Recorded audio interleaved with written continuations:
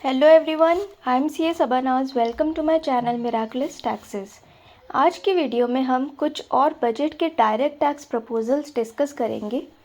Start करने से पहले जिसने बजट 2023 पार्ट 1 वीडियो नहीं देखा है वो ये वीडियो देख ले और फिर आज का वीडियो देखें। इससे पार्ट 1 वीडियो में डिस्कस किए गए पॉइंट्स मिस नहीं होंगे। तो स्टार्ट करते हैं part 2 of budget 2023 Highlights and Analysis Direct Tax Proposals। First, budget में कैपिटल गेन के एग्जेम्पशन सेक्शंस 54 और 54F की लिमिट को फिक्स कर दिया है 10 करोड़ रुपीस पर।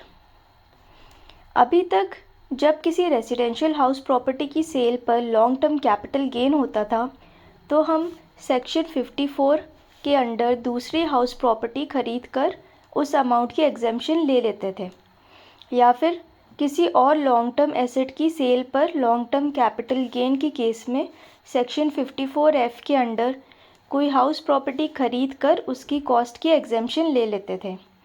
इन दोनों प्रोविजंस को कुछ लोगों ने मिसयूज़ करना स्टार्ट कर दिया और टैक्स से बचने के लिए बड़े बड़े इन्वेस्टमेंट्स करना स्टार्ट कर दिए, जिस वजह से इन प्रोविजंस का मिसयूज़ होने लगा। इसलिए इस बार के बजट में सेक्शन 54 और सेक्शन 54F की एग्जेम्पशन को रेस्ट्रिक्ट कर दिया है 10 करोड़ रुपीस पर। अब इससे ज़्यादा पेमेंट होने पर एग्जेम्पशन नहीं मिलेगी। सेकंड, MSME को पेमेंट करने पर डिडक्शन अब एक्चुअल बेसिस पर मिलेगा। पहले एक्रुअल बेसिस पर भी मिल जाता था। अब एक्रुअल बेसिस पर सिर्फ तभी डिडक्शन मिलेगा जब पेमेंट MSMED एक्ट के अकॉर्डिंग एक लिमिटेड पीरियड में की गई हो। थर्ड, स्टार्टअप्स को मोटिवेशन प्रोवाइड करने के लिए अब एलिजिबल स्टार्टअप्स 7 इयर्स की जगह 10 इयर्स तक अपने लॉसेस को carry forward and set of कर सकती हैं। 10 इयर्स डेट ऑफ इनकॉर्पोरेशन से स्टार्ट होंगे। फोर्थ, अब सेक्शन 80 IAC का डिडक्शन लेने के लिए वो स्टार्टअप्स भी एलिजिबल होंगी जो 1 अप्रैल 2024 तक इनकॉर्पोरेट हो जाएंगी। फिफ्थ, यदि आप फिज़िकल गोल्ड को इलेक्ट्रॉनिक गोल्ड में या फिर इलेक्ट्रॉनिक गोल्ड को फिज़िकल गोल्ड में कन्वर्ट करते हैं तो आपको उस पर कैपिटल गेन टैक्स पे नहीं करना होगा, क्योंकि उस कन्वर्जन को कैपिटल एसेट ट्रांसफ़र नहीं माना जाएगा। Sixth, sugar manufacturing cooperative societies sugar cane यानी कि गन्ना परचेज़ करने के लिए जो पेमेंट करेंगी वो उसका डिडक्शन अब क्लेम कर सकती हैं सेक्शन 36 के अंडर।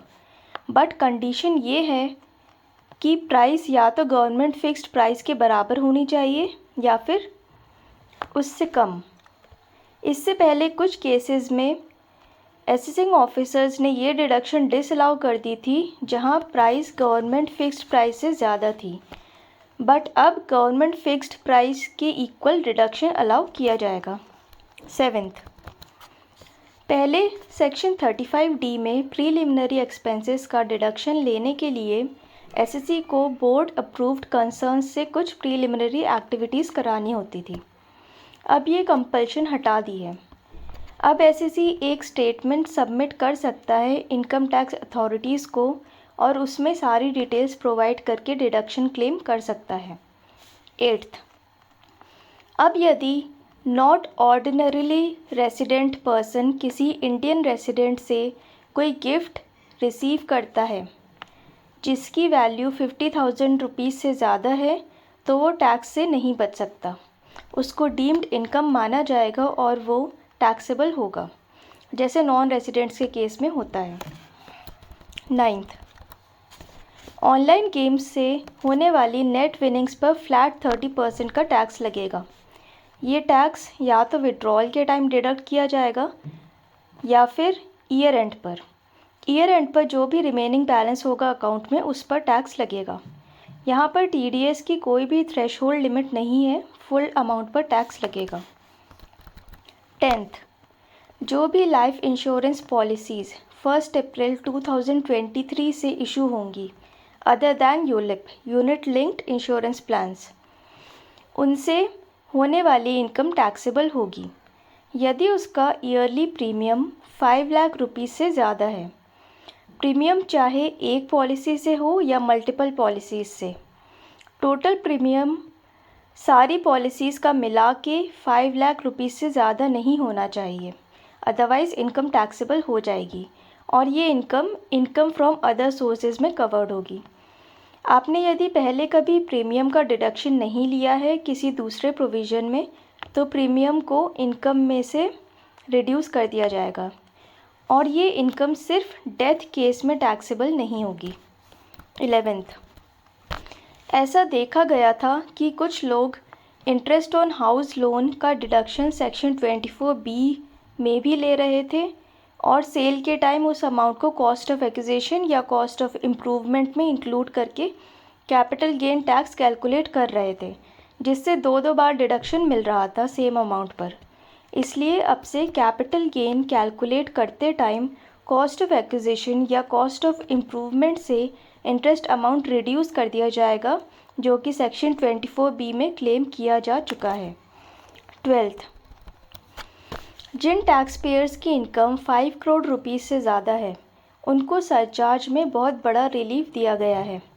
अभी तक जो सरचार्ज 37% था उसको रिड्यूस करके अब 25% कर दिया है। 13th, ट्रांसफ़र प्राइसिंग ऑफिसर को अब ट्रांसफ़र प्राइसिंग रिपोर्ट 10 डेज़ में देनी होगी। पहले 30 डेज़ का टाइम मिलता था। Transfer pricing officer time extend करने के लिए रिक्वेस्ट कर सकता है, मैक्सिमम 30 डेज़ का एक्सटेंशन मिल सकता है।